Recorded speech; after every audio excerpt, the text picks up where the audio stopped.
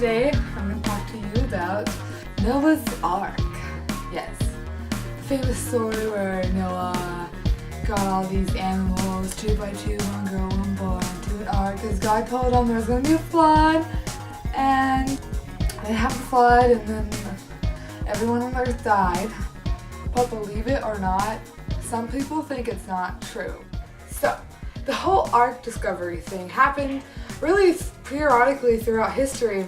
It started in 1955. Lurhan de Lampenar found the ark shape. He's read the Bible, he knows what Noah's Ark is, and as a Turkish captain, he thought it was the ark, and so did a lot of people. The boat on the mountains for quite a while, it could have made an imprint into the soil. In the 1960s, Life magazine posted this picture under the title of Noah's Ark. This was because they believed too that this was the Ark. In 1977, Ron Wyatt and a team of scientists teamed up together to explore this discovery using scientific things like metal detectors, surface radars, chemical analysis, and they found too that it was all true. Now I know from the indent you can't really tell how high the boat is, but you can definitely tell how long and wide it is because of the points and the measurements. I mean, this thing is massive. What else would it be? They found wood and organic glue and anchors even. The team also dug up round disc-shaped rivet things.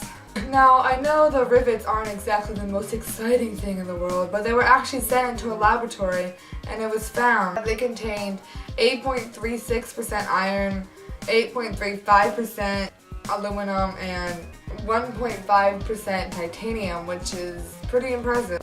They even found iron nails embedded into the wood. They found these giant rocks that had like holes in the top, which they thought were anchors because it's not like the ark was going anywhere, it was just standing there, so they had to have something weighted down so it wouldn't like drift off and land in like America, and then the whole world would get started differently and we would all die. Okay, I was kidding. Okay. Now, most recently, the ABC News has covered a story about how a Turkish filmmaker and scientist by the name of Yuan Chang of Hong Kong actually says that he found remnants of wood that he and scientists have analyzed and said that the carbons would match the period of that time.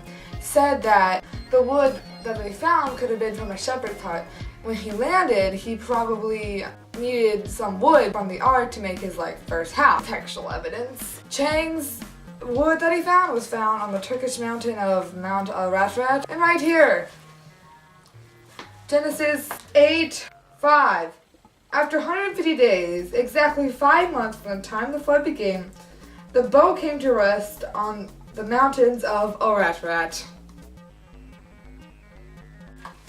Mountain Ararat, wood from Ararat, wood that could have possibly been there.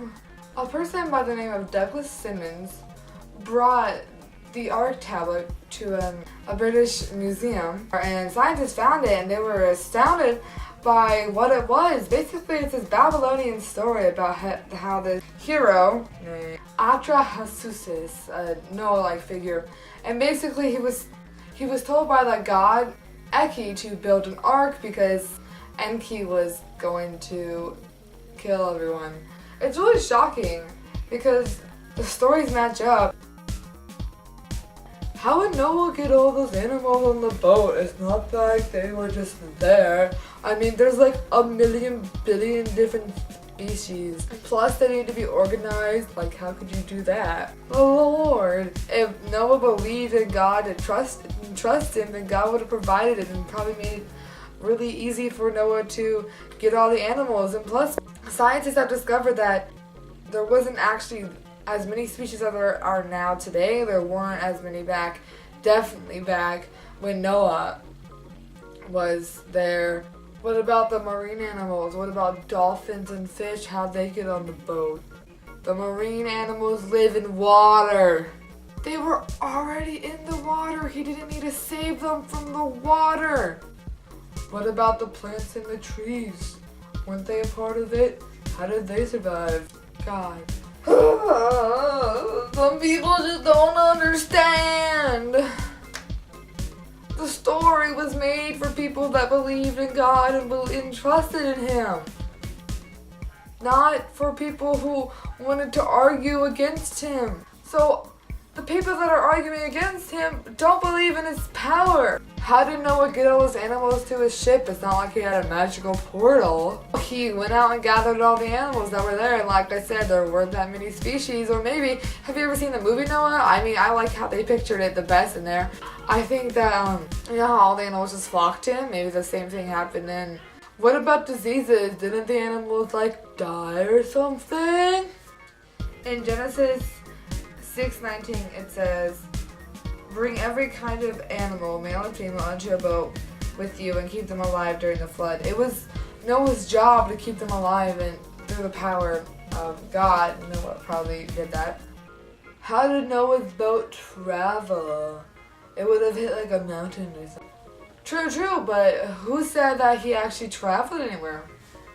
Through the suggestion of anchors that could have been used, maybe Noah didn't really travel at all. Maybe he stood in the same spot.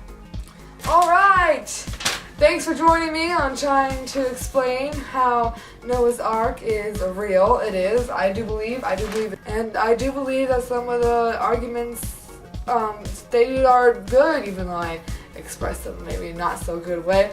I do believe that they are informational and scientific, and they do make some sense, but it really just depends on what you believe. If you believe in God and His power, then you probably believe in the story, and if you don't, then you don't. If you're kind of halfway, you probably think it's a metaphorical thing, which it could be, you know. It just depends on what you believe, but I believe that Noah's Ark is real and not to be used as a metaphor. Or I know that nothing's perfect, even though the situation had to be, but bye.